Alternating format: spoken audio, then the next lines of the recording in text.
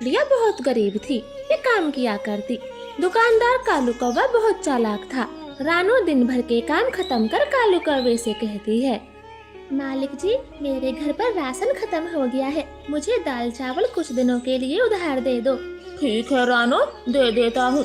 और तुम अपने आसपास के गरीब पक्षियों को भी मेरी दुकान पर लाया करो, मैं बेचारे उनको भी उधार राशन दे दिया करूँगा। मालिक जी, आप बहुत अच्छे पक्षी हो, वरना आजकल दुकानदार उधार के नाम से खरी खोटी सुनाकर भगाते हैं, और एक आप हो जो औरों को भी उधार देने का बोल रहे हो। फिर कालू कौवा रानो को उधार दाल चावल दे देता है, मगर वो उसके जाते ही रानो के खाते में गड़बड़ करता है। 2 किलो दाल को 3 किलो लिख देता हूँ और चावलों का कट्टा 15 से 25 केजी का लिख देता हूँ। उधार देने का यही तो फायदा है। मम्मा चिड़िया घर पहुंचकर जल्दी जल्दी दाल चावल बनाती है और अपनी बेटी गुड़िया को खिलाती। दूसरे दिन रानो अपने पड़ोसी गरीब बुलबुल और तोते को कालू की दुकान पर ले जाती है। मालिक जी, ये मेरे पड़ोसी दोस्त हैं, इनकी तनख्वाह महीने की 10 तारीख को मिलती है, इसलिए ये उधार राशन लेने आए हैं। हाँ हाँ, क्यों नहीं, आराम से राशन खरीदो, मुझे तुम पर पूरा विश्वास है। देख लिया तोते बुलबुल, मैंने कहा था ना, मालिक दिल के बहुत अच्छे पक्षी हैं। हाँ रानो, अब यहीं से सारा सामान लिया करेंगे, हमारा दुकानदार तो बहुत खरी खोटी सुनाता है। फिर कालू कौवा दोनों को सब सामान दे देता है और वो दोनों खुशी खुशी राशन लेकर चले जाते हैं। कालू कौवा उनके खाते में सामान को बढ़ा चढ़ा कर लिख देता। 10-15 दिन बीत जाते हैं, बुलबुल और तोता पैसे देने आते। कालू जी, हमारे खाते में कितने पैसे जुड़े हैं, आज हिसाब देने आया हूँ। मिट्ठू तोते, आपके खाते में 1800 रुपए जुड़े हैं और बुलबुल जी आपके 2500। लो भाई, 1800 काट लो और मेरे पैसे भी लो, पूरे 2500 हैं। ठीक है भाई, ठीक है, सामान मेरी दुकान से ही लेने आया करना। हाँ कालू भाई, अब तो आपकी दुकान पर आया करेंगे, क्यों बुलबुल जी? हाँ मिट्ठू तोते, आपने एकदम ठीक बोला। ऐसे वो दोनों पैसे देकर वहाँ से चले जाते हैं। कालू कौवा तो बहुत ज्यादा खुश हो रहा था। रानो भी अपनी तनख्वाह से राशन के पैसे कटवा देती है। किसी को भी कालू की बेईमानी पर कालू बेटा, मुझे आधा किलो चीनी दे दो और एक ब्रेड का डब्बा। लो माँ जी, आपकी आधा किलो चीनी और एक ब्रेड का डब्बा। बेटा, मैं पैसे कुछ दिन में दे जाऊंगी, अभी नहीं है, खाते में लिख लो। कोई बात नहीं माँ जी, आराम से पैसे दे जाना, मुझे कोई चिंता नहीं। सामान उठाकर वो बूढ़ी पक्षी वहाँ से चली जाती है। कालू उसके खाते में एक सामान को लिख देता है। तब गौरी कौवी कहती है, पति जी, वो बूढ़ी पक्षी तो आधा किलो चीनी लेकर गई, फिर आपने 1 किलो क्यों लिख दी? ऐसे लिखूंगा तभी तो मुनाफा होगा। पति जी, ये बेईमानी होगी और बेईमानी के पैसे कभी नहीं छजते। बेचारी बूढ़ी पक्षी ने कितनी मेहनत से कमाए होंगे।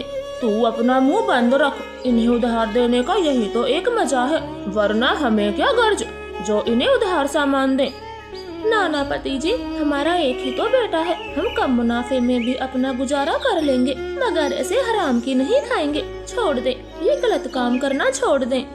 आज के बाद दुकान में कदम भी न रख देना, आई बड़ी, चल घर जाकर चूल्हा चौखा संभाल।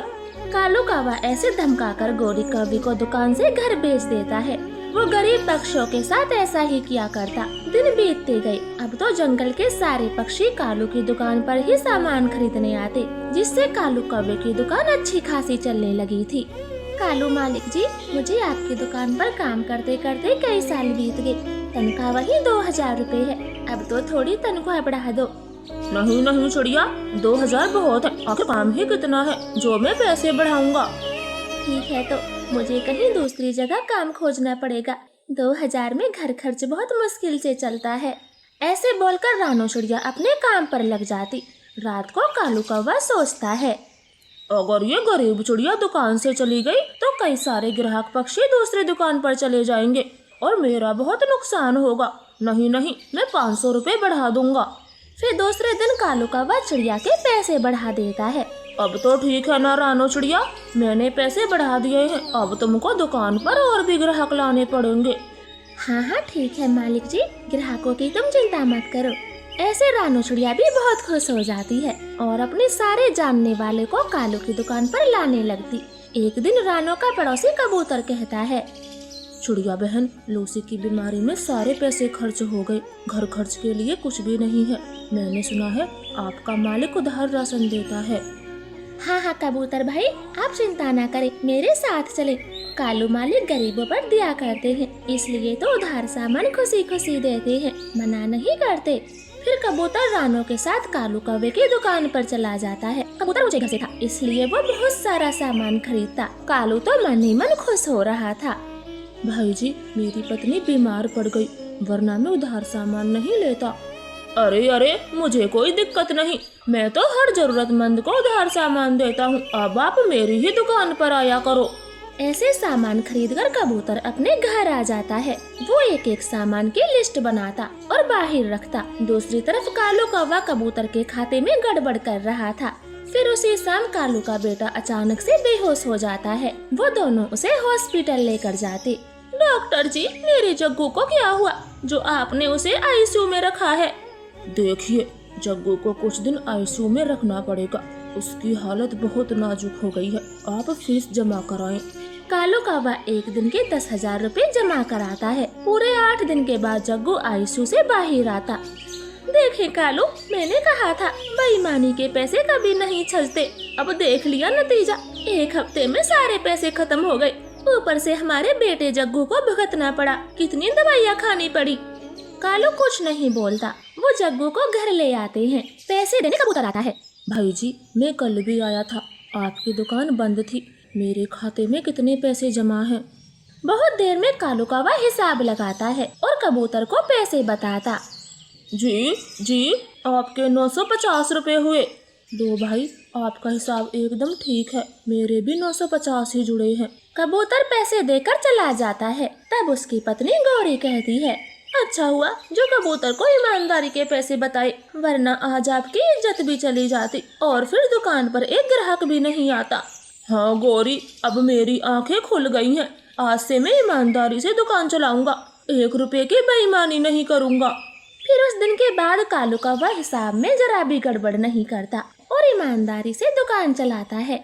तो प्यारे दोस्तों, आपको हमारी कहानी कैसी लगी कमेंट करके जरूर बताएं और चैनल को सब्सक्राइब करना ना भूलें। आपका धन्यवाद। रानो, कितना अच्छा मौसम है, जल्दी से मेरे लिए प्याज के पकौड़े बना दे।